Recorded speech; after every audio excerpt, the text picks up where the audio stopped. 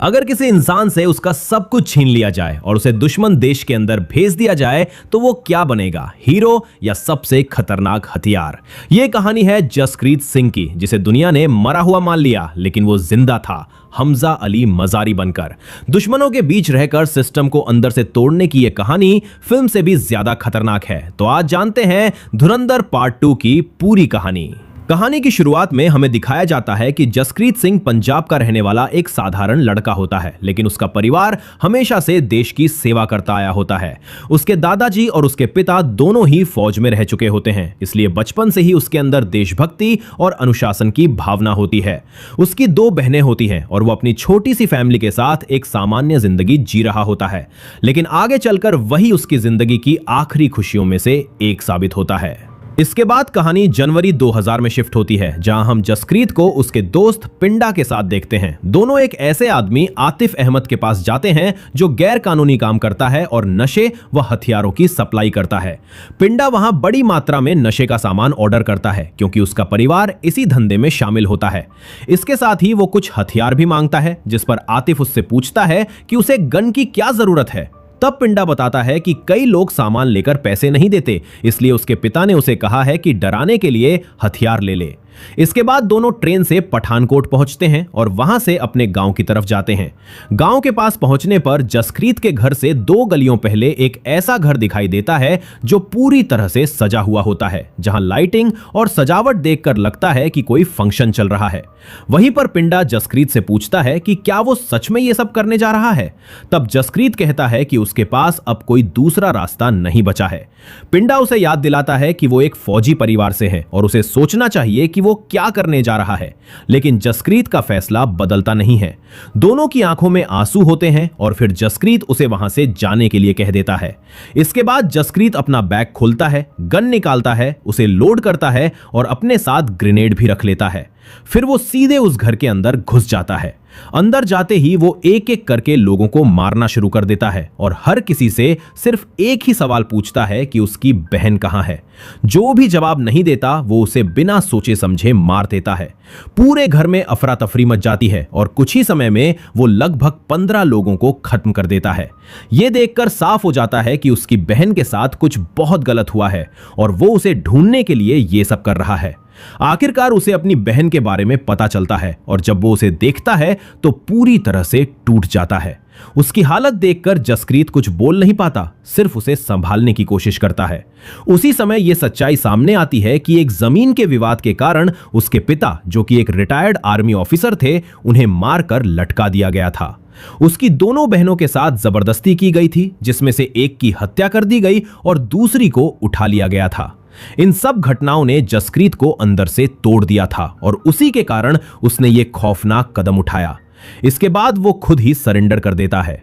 Case court में चलता है, लेकिन कानून उसकी भावनाओं को नहीं समझता और उसे फांसी की सजा सुना दी जाती है। उसकी मां कई बार एमएलए के खिलाफ केस दर्ज कराने की कोशिश करती है, लेकिन सिस्टम उसकी कोई मदद नहीं करता। उस समय जसप्रीत आर्मी ट्रेनिंग में होता है, लेकिन वो सब कुछ छोड़कर अपने परिवार के लिए वापस आता है और अंत में उसे सजा मिलती है। फांसी से पहले जसप्रीत अपने परिवार से आखिरी बार मिलता है और अपने दोस्त पिंडा से कहता है कि वो उसकी बहन का ख्याल रखे और अगर संभव हो तो उससे शादी कर ले, क्योंकि दोनों पहले से एक दूसरे को पसंद करते थे। पिंडा इसके लिए तैयार हो जाता है और दोनों के बीच एक इमोशनल पल होता है। इसके बाद कहानी 2002 में पहुंचती है, जहां जसप्रीत को एक जेल से दूसरी जेल में शिफ्ट किया जा रहा होता है। रास्ते में अचानक पुलिस के काफिले पर हमला हो जाता है। बाहर से कुछ लोग आकर फायरिंग शुरू कर देते हैं और इस हमले के दौरान जसप्रीत को अगवा कर लिया जाता है। सबको लगता है कि उसे अपराधियों ने उठा लिया है, लेकिन असल में ये एक प्लान होता है। जसप्रीत की मुलाकात अजय सन्याल से होती है, जो एक इंटेलिजेंस ऑफिसर होता है। जसप्रीत उससे पूछता है कि उसे क्यों लाया गया है और अब उससे क्या करवाना चाहते हैं। अजय उसे बताता है कि उसे देश के लिए काम करना होगा, लेकिन जसप्रीत का देश और सिस्टम पर से भरोसा खत्म हो चुका होता है। वो गुस्से में कहता है कि उसके पिता और दादाजी ने देश की सेवा की, लेकिन जब उसके परिवार के साथ इतना बड़ा अन्याय हुआ तब सिस्टम ने कुछ नहीं किया। तो अब वो इस सिस्टम के लिए क्यों काम करे? अजय उसे समझाने की कोशिश करता है और कहता है कि उसकी जिंदगी बेकार नहीं जाएगी और उसे ऐसा मकसद दिया जाएगा जिसके लिए वो सब कुछ करने को तैयार हो जाएगा। इसके बाद 2004 का समय दिखाया जाता है, जहां अजय एक चाल चलता है। वो जसक्रीत के घर पर बैंक अधिकारी बनकर कॉल करवाता है और उसकी मां से पूछता है कि क्या उसकी पेंशन का पैसा मिल रहा है। उसकी मां कहती है कि हां, पैसा मिल रहा है। ये सब जसक्रीत खुद सुन रहा होता है। तब अजय उसे बताता है कि दुनिया को यह बताया जा चुका है कि वो मर चुका है और अब उसकी मां की जिम्मेदारी सिस्टम ने ले ली है। हर महीने उसे पेंशन मिलती रहेगी। ये सुनकर जसक्रीत पूरी तरह से बदल जाता है और वो देश के लिए काम करने के लिए तैयार हो जाता है। इसके बाद उसे अफगानिस्तान भेजा जाता है। काबुल एयरपोर्ट के पास वो अपना पूरा रूप बदलता है, अपनी पहचान मिटा देता है और अपनी फैमिली की फोटो जला देता है। उसी समय वो अपने पुराने जीवन को खत्म कर देता है और एक नई पहचान लेता है। अब जसक्रीत सिंह मर चुका होता है और जन्म होता है हमजा अली मजारी का। अब कहानी आगे बढ़ती है और हम जसक्रीत यानी हमजा अली मजारी को पाकिस्तान में देखते हैं, जहां वो पूरी तरह से एक नए इंसान के रूप में जी रहा होता है। उसने अपनी पुरानी पहचान को पूरी तरह खत्म कर दिया होता है और अब उसका सिर्फ एक ही मकसद होता है, दुश्मनों के बीच रहकर उनके नेटवर्क को अंदर से खत्म करना। वो धीरे धीरे वहां के लोगों के बीच घुल मिल जाता है और खुद को एक भरोसेमंद आदमी साबित कर देता है। प्रेजेंट टाइम में वो आलम नाम के व्यक्ति को अपनी पूरी कहानी सुना रहा होता है, जहां वो बताता है कि उसने सोचा था कि कुछ समय तक यहां रहकर वो वापस अपने परिवार के पास लौट जाएगा, लेकिन अब उसके लिए वापस लौटने का कोई रास्ता नहीं बचा है। वो ये भी कहता है कि जब तक वो अपने दुश्मनों को खत्म नहीं कर देता, तब तक वो अपने देश वापस नहीं जाएगा, चाहे उसे कितने सालों तक दुश्मनों के बीच रहना पड़े। इसी बीच कहानी लियारी की तरफ शिफ्ट होती है, जहां पूरी तरह से गैंग वॉर चल रही होती है। एक तरफ अरशद पप्पू होता है, जो खुद को उस इलाके का बादशाह मानने लगता है और पूरे लियारी पर कब्जा करना चाहता है। दूसरी तरफ उजेर होता है, जिसके अंदर बदले की आग जल रही होती है और वो एसपी को मारना चाहता है। उजेर का गुस्सा इस कदर बढ़ चुका होता है कि वो हर बात पर भड़क जाता है और सिर्फ एक ही बात कहता है कि वो एसपी को खत्म करके ही रहेगा। यहीं पर हमजा अपनी चाल चलना शुरू करता है। वो उजेर को समझाता है कि सीधे एसपी पर हमला करना उसके लिए संभव नहीं है, क्योंकि उसकी सुरक्षा बहुत मजबूत है। फिर वो धीरे धीरे उसके दिमाग में ये बात डालता है कि उसके भाई की मौत के पीछे असली जिम्मेदार अरशद पप्पू है। वो ये भी बताता है कि अरशद पप्पू के गैंग में मौजूद रिजवान उसके साथ मिला हुआ है और वही इस बात का गवाह है। हमजा रिजवान को बुलाता है और वो उजेर के सामने सच बता देता है कि उसके भाई की जानकारी अरशद पप्पू ने ही पुलिस को दी थी।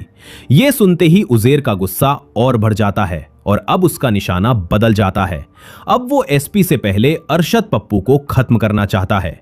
हमजा इसी मौके का फायदा उठाता है और उजेर को उकसाता है कि अगर उसे अपने भाई की जगह लेनी है तो सबसे पहले उसे अरशद पप्पू को खत्म करना होगा। इसके बाद लियारी में खून खराबा शुरू हो जाता है।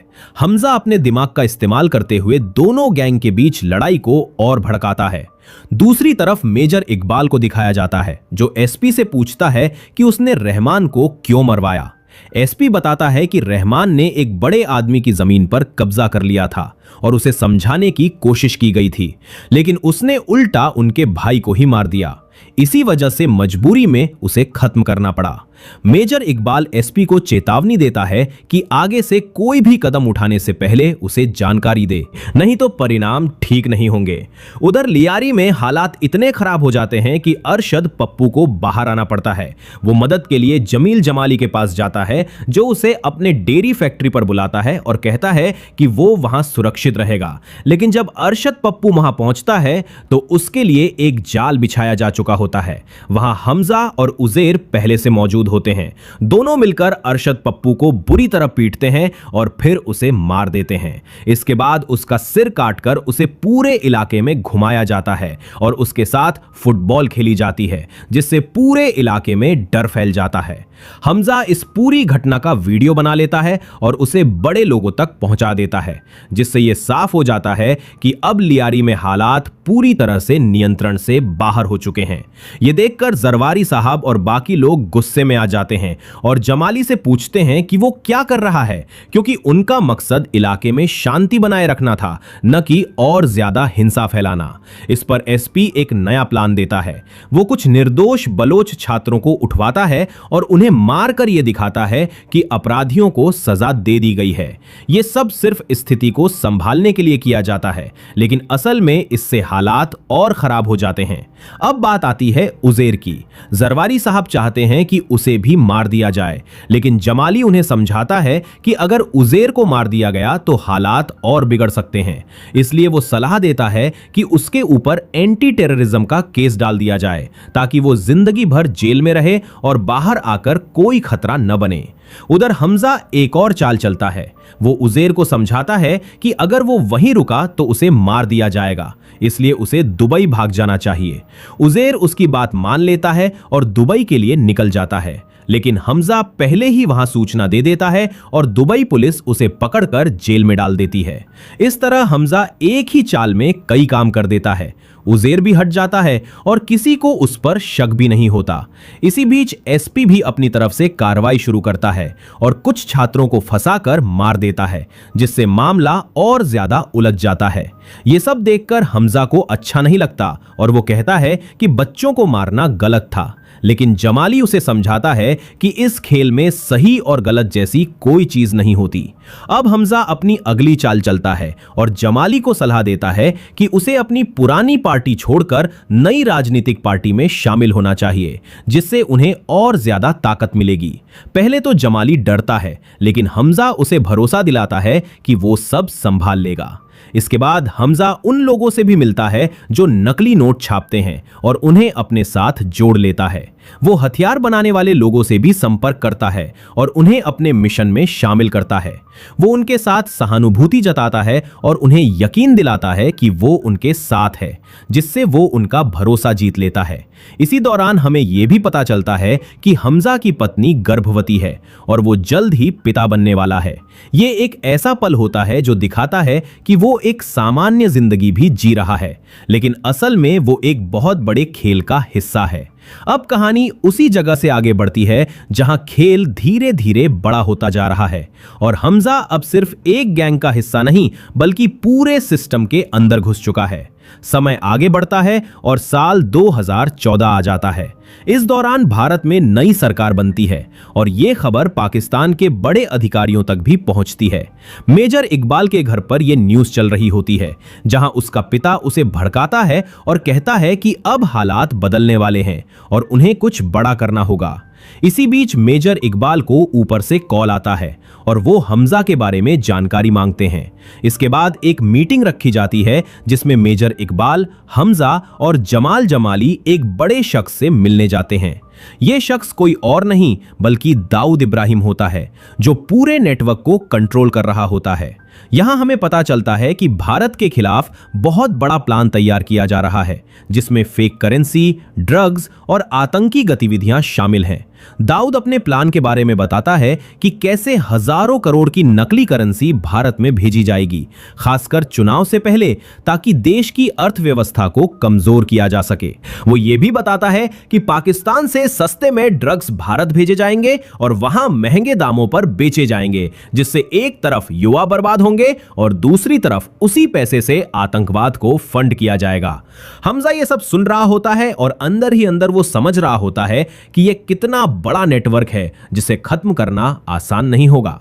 इसके बाद हम देखते हैं कि भारत से कुछ लड़के पाकिस्तान आते हैं जो इस पूरे नेटवर्क का हिस्सा बनने वाले होते हैं। हमजा उन्हें रिसीव करने के लिए एयरपोर्ट जाता है और उन्हीं लड़कों में से एक उसका पुराना दोस्त पिंडा भी होता है। पिंडा को देखकर हमजा को अपने पुराने दिन याद आ जाते हैं, लेकिन वो खुद को कंट्रोल करता है और अपनी पहचान छुपाए रखता है। पिंडा उसे पहचान नहीं पाता और दोनों एक अजनबी की तरह मिलते हैं। इसके बाद एक मीटिंग होती है जहां कई बड़े लोग इकट्ठा होते हैं और नशे के धंधे और हथियारों की सप्लाई पर बात होती है। यहां यह तय होता है कि भारत में बड़े स्तर पर ड्रग्स भेजे जाएंगे और इसके लिए पुराने टनल्स का इस्तेमाल किया जाएगा जो पहले से बने हुए हैं। हमजा ये सब ध्यान से सुनता है और समझता है कि यह नेटवर्क कितने सालों से चल रहा है। रात को हमजा के घर पर एक पार्टी रखी जाती है जहां सभी लोग मौजूद होते हैं, जिनमें पिंडा भी शामिल होता है। माहौल सामान्य दिख रहा होता है, लेकिन अंदर ही अंदर बहुत कुछ चल रहा होता है। हमजा की पत्नी उसे सावधान रहने के लिए कहती है, क्योंकि अब उसके पास खोने के लिए बहुत कुछ है। इसी दौरान एसपी एक प्लान बनाता है जिसमें वो उजेर को रास्ते में ही खत्म करना चाहता है। वो ये बात हमजा को भी बताता है और कहता है कि उसके गैंग में अभी भी उजेर के कुछ लोग हैं, इसलिए उसे संभालना होगा। हमजा ये सब सुनता है, लेकिन उसके दिमाग में कुछ और ही चल रहा होता है। पार्टी के दौरान पिंडा हमजा के पास आता है और उससे बात करने लगता है। वो उसे बाथरूम तक ले जाता है और वहां उससे निजी बात करता है। पिंडा नशे में होता है और धीरे धीरे वो हमजा से उसके बारे में सवाल पूछने लगता है। वो पूछता है कि वो कब से यहां है और क्या उसे अपने घर की याद नहीं आती। ये सुनकर हमजा के अंदर पुरानी यादें जागने लगती हैं, लेकिन वो खुद को संभालता है। फिर अचानक पिंडा उसे उसके असली नाम से पुकारता है, जसक्रीत। ये सुनकर हमजा चौंक जाता है। अब ये साफ हो जाता है कि पिंडा उसे पहचान चुका है और यहीं से कहानी पूरी तरह बदल जाती है। वैसे अगर आपको ऐसी डिटेल्ड और रियल मूवी एक्सप्लेनेशंस पसंद आती हैं तो चैनल को सब्सक्राइब जरूर कर लेना, क्योंकि आगे कहानी और भी खतरनाक होने वाली है। अब पिंडा उसे समझाने की कोशिश करता है कि वो गलत रास्ते पर जा रहा है और उसे ये सब बंद कर देना चाहिए। वो कहता है कि ये सब भारत के लोगों को बर्बाद कर देगा, लेकिन हमजा अब पूरी तरह बदल चुका होता है। वो कहता है कि उसके लिए अब सिर्फ उसका मिशन मायने रखता है। दोनों के बीच बहस बढ़ जाती है और बात हाथापाई तक पहुंच जाती है। पिंडा उसे रोकने की कोशिश करता है, लेकिन हमजा उसे चुप कराने की कोशिश करता है, क्योंकि अगर किसी को पता चल गया तो सब कुछ खत्म हो जाएगा। लड़ाई के दौरान पिंडा का सिर लग जाता है और वो गिरकर मर जाता है। ये एक ऐसा पल होता है जो दिखाता है कि हमजा अब अपने मिशन के लिए किसी को भी खो सकता है, चाहे वो उसका सबसे करीबी दोस्त ही क्यों ना हो। जब हमजा काफी देर तक बाहर नहीं आता तो आलम को शक होता है और वो बाथरूम में जाता है। वहां हमजा उसे पूरी सच्चाई बताता है। आलम समझ जाता है कि अब स्थिति बहुत खराब हो चुकी है और वो खुद को बलिदान करने का फैसला करता है। वो अपने चेहरे पर चोट लगाता है और ऐसा दिखाता है कि उसने पिंडा को मारा है। जब बाकी लोग वहां पहुंचते हैं तो आलम वही कहानी बताता है, लेकिन तभी हमजा गुस्से में आकर उसे गोली मार देता है ताकि किसी को शक न हो। यह देखकर सभी लोग मान लेते हैं कि आलम ने गलती की थी और हमजा ने उसे सजा दी है। इसके बाद हमजा वहां से निकल जाता है और अपने लोगों को कहता है कि दोनों लाशों को जला दिया जाए ताकि कोई सबूत न बचे। लेकिन इस पूरे मामले के बाद एसपी को हमजा पर शक होने लगता है। उसे लगता है कि हमजा कुछ छुपा रहा है और वो उसकी जांच शुरू करने का फैसला करता है। उधर हमजा की पत्नी एलिना को भी कुछ अजीब लगने लगता है। वो घर में खोजबीन करती है और उसे एक डायरी मिलती है जिसमें कई नाम और जानकारी छुपी होती है। गलती से उस डायरी पर कुछ गिर जाता है और छुपी हुई लिखावट सामने आ जाती है, जिससे उसे पता चलता है कि उसका पति असल में एक भारतीय एजेंट है। इसके बाद वो हमजा का सामना करती है और उससे सच्चाई पूछती है। हमजा उसे समझाता है कि वो आम लोगों के खिलाफ नहीं है, बल्कि उन लोगों के खिलाफ है जो आतंक फैलाते हैं। वो उसे बताता है कि ये लोग भारत और पाकिस्तान दोनों के लोगों को नुकसान पहुंचा रहे हैं और वो सिर्फ उन्हें खत्म करना चाहता है। एलिना दुविधा में पड़ जाती है, लेकिन अंत में वो अपने बच्चे के बारे में सोचकर हमजा का साथ देने का फैसला करती है। वो उसे ये भी बता देती है कि एसपी को उस पर शक हो चुका है और वो जल्द ही उसके खिलाफ कार्रवाई कर सकता है। अब कहानी और तेज हो जाती है, क्योंकि अब हमजा खुलकर अपने मिशन पर काम करना शुरू कर देता है और हर कदम बहुत सोच समझकर उठाता है। एलिना से सच सामने आने के बाद हमजा समझ जाता है कि अब समय बहुत कम है और उसे जल्दी से जल्दी अपने दुश्मनों को खत्म करना होगा। सबसे पहले वो उन लोगों के पास जाता है जो हथियार बनाते हैं और जिनके परिवार का एक बच्चा मारा गया था। वो उन्हें बताता है कि उनके बच्चे की मौत के पीछे असली जिम्मेदार एसपी असलम है और अगर उन्हें बदला लेना है तो वो उनकी मदद कर सकता है। बदले की आग में वे लोग उसकी बात मान जाते हैं। हमजा उनके साथ मिलकर एक प्लान बनाता है जिसमें एक गाड़ी में बम फिट किया जाता है और उसे इस तरह तैयार किया जाता है कि सही समय पर एसपी असलम की गाड़ी से टकराकर उसे खत्म कर दिया जाए। इसी के साथ वो एक और चाल चलता है और एसपी असलम को फोन करके ये सलाह देता है कि उजेर को एक खास रास्ते से लाया जाए, क्योंकि दूसरा रास्ता खतरनाक हो सकता है। असल में वो एसपी को गुमराह कर रहा होता है, लेकिन एसपी असलम भी पूरी तरह बेवकूफ नहीं होता। उसे पहले से हमजा पर शक होता है, इसलिए वो खुद उज़ैर को लेने नहीं जाता और अपने आदमी को भेज देता है, जबकि खुद हमजा से मिलने निकलता है ताकि उसकी सच्चाई जान सके। दूसरी तरफ हमजा को पहले ही सूचना मिल जाती है कि एसपी उसकी तरफ आ रहा है, क्योंकि उसने एटीए ऑफिस में भी अपना आदमी लगा रखा होता है। अब हमजा अपने प्लान को एक्टिव करता है। जैसे ही एसपी असलम अपनी गाड़ी में आगे बढ़ रहा होता है, उसी समय एक गाड़ी तेजी से आकर उसकी गाड़ी से टकराती है और जोरदार धमाका होता है। इस धमाके में एसपी असलम की मौत हो जाती है और इस तरह एक बड़ा दुश्मन खत्म हो जाता है। दूसरी तरफ उज़ैर को पकड़कर पाकिस्तान की जेल में डाल दिया जाता है। हमजा खुद उससे मिलने जाता है और उसे समझाता है कि जेल में रहने से ही वो सुरक्षित रहेगा। वो जेलर को भी पैसे देकर कहता है कि उज़ैर को किसी तरह की परेशानी न हो। इसके बाद कहानी एक बड़े मोड़ पर पहुंचती है, जहां हमें भारत द्वारा की गई सर्जिकल स्ट्राइक दिखाई जाती है, जिससे साफ हो जाता है कि अब दोनों देशों के बीच हालात और गंभीर हो चुके हैं। इसी दौरान हमजा की मुलाकात फिर से अजय सन्याल से होती है, जहां वो उन्हें पूरी जानकारी देता है कि कैसे हजारों करोड़ की नकली करेंसी भारत में भेजी जा चुकी है और अभी भी और पैसा भेजा जाना बाकी है। अजय सन्याल उसे बताते हैं कि इतनी बड़ी मात्रा में फेक करेंसी को रोकना आसान नहीं है, लेकिन इसके लिए एक बड़ा कदम उठाया जाएगा।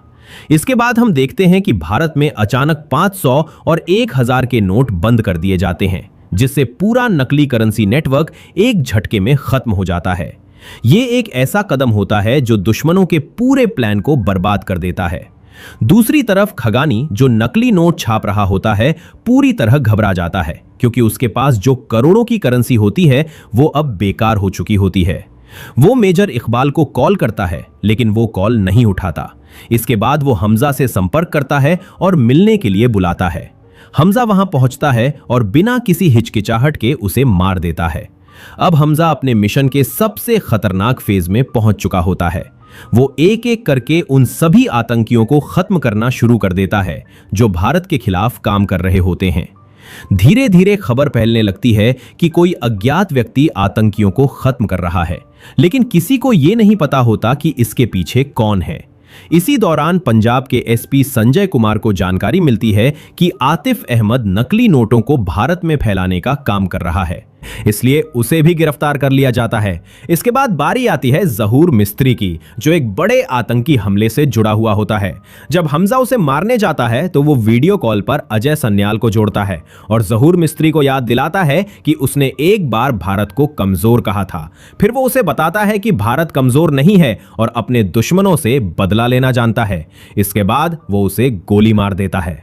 अब ये सब देखकर दाऊद को भी शक होने लगता है कि उसके नेटवर्क के लोग एक एक करके खत्म हो रहे हैं। वो मेजर इकबाल को कॉल करता है और उससे कहता है कि वो तुरंत हमजा को लेकर उससे मिले। हमजा इस मौके का फायदा उठाता है और एक खास जहर लेकर जाता है जो त्वचा के जरिए शरीर में फैलता है और धीरे धीरे इंसान के शरीर को अंदर से खत्म कर देता है। जब वो दाऊद से मिलता है तो वो मौका देखकर उस जहर को उसके संपर्क में ला देता है, लेकिन ये बात किसी को पता नहीं चलती। दूसरी तरफ दाऊद एक और बड़ा प्लान बनाता है और कहता है कि भारत में बड़े स्तर पर हमला किया जाएगा और इसके लिए हथियारों की सप्लाई बढ़ाई जाएगी। हमजा वापस अपने घर आता है और अपनी पत्नी एलिना को एक पासपोर्ट देता है। वो उससे कहता है कि वो एक बहुत बड़ा काम करने जा रहा है और अगर वो वापस आता है तो वे तीनों इस जगह को छोड़कर हमेशा के लिए चले जाएंगे। ये सुनकर एलिना भावुक हो जाती है और उसे गले लगा लेती है, लेकिन बाहर खड़ा एक पुलिस अधिकारी ये सब देख रहा होता है और उसे शक हो जाता है कि एलिना को कुछ पता है। दूसरी तरफ हमजा अपने अगले मिशन की तैयारी कर रहा होता है, जिसमें उसे मेजर इकबाल को खत्म करना होता है। वो पूरी तैयारी कर लेता है और अगली मुलाकात के लिए तैयार हो जाता है। इधर पुलिस अधिकारी एलिना के घर पहुंचता है और उसके बच्चे को बंदूक की नोक पर रखकर उससे सच उगलवाने की कोशिश करता है। मजबूरी में एलिना सच बता देती है कि हमजा असल में एक भारतीय एजेंट है। ये जानकारी तुरंत मेजर इकबाल तक पहुंच जाती है और वो समझ जाता है कि अब हमजा को खत्म करना ही होगा। अब दोनों तरफ से खेल पूरी तरह खुल चुका होता है और अगला टकराव तय हो जाता है। अब कहानी अपने सबसे खतरनाक मोड़ पर पहुंच चुकी होती है, जहां दोनों तरफ से सच्चाई सामने आ चुकी है और अब यह सीधा मुकाबला बन चुका है हमजा और मेजर इकबाल के बीच। मेजर इकबाल को जैसे ही यह पता चलता है कि हमजा असल में एक भारतीय एजेंट है, वो तुरंत उसके खिलाफ पूरा प्लान बना लेता है। वो ये भी समझ जाता है कि हमजा ने उसके कई लोगों को खत्म कर दिया है और इतने समय से उसके बीच रहकर उसे ही नुकसान पहुंचा रहा था। दूसरी तरफ हमजा भी पूरी तरह तैयार होता है, क्योंकि अब उसके पास छुपाने के लिए कुछ नहीं बचा होता। अगले दिन हमजा अपने साथ हथियार और बारूद लेकर उस जगह पहुंचता है जहां उसकी मेजर इकबाल और बाकी लोगों से डील होनी होती है। वहां सब कुछ सामान्य दिखता है, लेकिन असल में दोनों तरफ से जाल बिछाया जा चुका होता है। जैसे ही हमजा वहां पहुंचता है, उसे चारों तरफ से घेर लिया जाता है। मेजर इकबाल सामने आता है और हंसते हुए कहता है कि वो शुरू से ही उस पर शक कर रहा था और अब उसका खेल खत्म हो चुका है। वो हमजा के पास आता है और उससे कहता है कि उसे लोगों की चीखें सुनना पसंद है, खासकर तब जब वे मर रहे होते हैं। यह कहकर वो उसके सीने में चाकू घोंप देता है। हमजा बुरी तरह घायल हो जाता है, लेकिन फिर भी मुस्कुराता है और कहता है कि उसे भी दुश्मनों की चीखें सुनना अच्छा लगता है। यह सुनकर साफ हो जाता है कि वो अभी भी हार नहीं मानने वाला। दरअसल हमजा पहले से ही एक बड़ा प्लान बनाकर आया होता है। उसे पता होता है कि वो अकेले इतने लोगों से नहीं लड़ सकता, इसलिए उसने पहले ही उन हथियार बनाने वालों से बात कर ली होती है जिनके परिवार के लोग मारे गए थे। उसने उनसे कहा था कि अगर वो उन सभी लोगों को एक जगह इकट्ठा कर दे जो इस हिंसा के जिम्मेदार हैं, तो क्या वे उनका बदला लेंगे। वे लोग इसके लिए तैयार हो जाते हैं। बाहर पहले से ही उनके लोग तैनात होते हैं, जो पुलिस और रेंजर्स की तरह कपड़े पहनकर आए होते हैं, ताकि किसी को शक ना हो। जैसे ही सही समय आता है, एक संकेत पर बम को ट्रिगर किया जाता है और जोरदार धमाका होता है। पूरा इलाका हिल जाता है और वहां मौजूद कई लोग मारे जाते हैं। हमजा भी इस धमाके में घायल होता है, लेकिन किसी तरह खुद को संभाल लेता है। इसके बाद वो उठता है और सामने खड़े 2 आतंकियों को मार गिराता है। फिर उसका आमना सामना मेजर इकबाल से होता है। दोनों के बीच हाथापाई और फायरिंग होती है। मेजर इकबाल भागने की कोशिश करता है, लेकिन हमजा उसका पीछा करता है। आखिरकार वो उसे पकड़ लेता है और मार देता है। इसके बाद वो उसे पेट्रोल टैंक में डालकर पूरा टैंक उड़ा देता है, जिससे मेजर इकबाल का अंत हो जाता है। ये लड़ाई खत्म होने के बाद हमजा आखिरी बार एलिना को कॉल करता है और उससे कहता है कि वो उसका नाम एक बार प्यार से पुकारे। एलिना उसे हमजा कहकर बुलाती है, लेकिन वो उसे बताता है कि उसका असली नाम जसक्रीत सिंह है। यह सुनकर एलिना भावुक हो जाती है। इसके बाद हमजा खुद को पुलिस के सामने सरेंडर कर देता है। पुलिस उसे पकड़कर बुरी तरह टॉर्चर करती है और उससे यह कबूल करवाने की कोशिश करती है कि वो भारतीय एजेंट है और यह सब भारत का प्लान था। इसी दौरान पाकिस्तान में एक नया अधिकारी आता है जो ये चाहता है कि हमजा से सब कुछ कबूल करवाया जाए, ताकि अंतर्राष्ट्रीय स्तर पर भारत को बदनाम किया जा सके। लेकिन तभी अजय सन्याल का फोन आता है और वो उस अधिकारी को धमकी देता है। वो बताता है कि उनके पास ऐसी जानकारी है जिससे पाकिस्तान के बड़े अधिकारियों की पोल खुल सकती है। अगर हमजा को छोड़ा नहीं गया तो वो सब कुछ दुनिया के सामने आ जाएगा। यह सुनकर वो अधिकारी डर जाता है और मजबूरी में हमजा को छोड़ने के लिए तैयार हो जाता है। लेकिन अब एक और चाल चलनी होती है। हमजा पहले ही उज़ैर को इस दिन के लिए बचा कर रखता है। अब उज़ैर पर आरोप लगाया जाता है कि वही भारतीय एजेंट है और उसे सबके सामने पेश कर दिया जाता है, ताकि असली सच छुपा रहे। इसके बाद हमजा को मरगला हिल्स के पास छोड़ दिया जाता है। वो बुरी तरह घायल होता है और मुश्किल से चल पाता है। तभी एक गाड़ी उसके पास आकर रुकती है और वो उसमें बैठ जाता है। अंदर बैठा आदमी और कोई नहीं बल्कि जमाल जमाली होता है। यहां सबसे बड़ा ट्विस्ट सामने आता है। जमाली बताता है कि वो पिछले 45 सालों से भारत के लिए काम कर रहा था और पाकिस्तान के अंदर एक एजेंट के रूप में रह रहा था। उसने हमेशा हमजा की मदद की, लेकिन कभी सामने नहीं आया। यह सुनकर हमजा हैरान रह जाता है। जमाली उसे समझाता है कि अब उसे अपनी पुरानी जिंदगी को भूलना होगा, क्योंकि अगर वो वापस गया तो उसके परिवार की जिंदगी फिर से खतरे में पड़ जाएगी। हमजा कहता है कि उसे सिर्फ एक अफसोस है कि वो दाऊद को नहीं मार पाया। तब जमाली मुस्कुराता है और उसे एक फोटो दिखाता है जिसमें वो खुद दाऊद के साथ खड़ा होता है। वो बताता है कि जब हमजा दाऊद से मिलने गया था और जहर लगाने की कोशिश की थी, उसी समय उसने भी दाऊद को वही जहर दे दिया था। यानी दाऊद धीरे धीरे मरने वाला है। इसके बाद हमजा भारत वापस आता है और अजय सन्याल से मिलता है। अजय उसे समझाता है कि अब उसकी पुरानी जिंदगी खत्म हो चुकी है और उसे सब कुछ भूलकर नई शुरुआत करनी होगी। हमजा अपनी पत्नी और बच्चे की फोटो जला देता है और आगे बढ़ने का फैसला करता है, लेकिन अंत में वो अपने परिवार को देखने के लिए अपने गांव पहुंचता है। दूर से वो देखता है कि उसका परिवार अब उसकी बिना भी जीना सीख चुका है। अगर वो वापस जाता तो सब कुछ फिर से बिगड़ सकता था, इसलिए वो बिना किसी से मिले वापस लौट जाता है। यहीं पर कहानी खत्म होती है। तो ये थी धुरंधर पार्ट 2 की पूरी कहानी, जहां एक साधारण इंसान हालातों की वजह से इतना बदल गया कि वो दुश्मनों के बीच रहकर ही उनका सबसे बड़ा खतरा बन गया। इस कहानी में सिर्फ एक मिशन नहीं था, बल्कि दर्द, बदला, त्याग और देश के लिए सब कुछ खो देने की कीमत भी छुपी हुई थी। जसक्रीत से हमजा बनने तक का ये सफर हमें यही सिखाता है कि असली जंग सिर्फ बंदूकों से नहीं, दिमाग और हिम्मत से जीती जाती है। अगर आपको ये पूरी कहानी समझ आई और पसंद आई हो तो वीडियो को लाइक जरूर करें और ऐसे ही डीप और इंटरेस्टिंग मूवी एक्सप्लेनेशंस के लिए चैनल को सब्सक्राइब कर लें। आपका एक सब्सक्राइब हमें और ऐसी ही बेहतरीन कहानियां लाने के लिए मोटिवेट करता है। और बताना मत भूलना कि अगली वीडियो आप किस मूवी पर देखना चाहते हो। हम मिलेंगे अगली वीडियो में, तब तक के लिए जय हिंद, गुड बाय।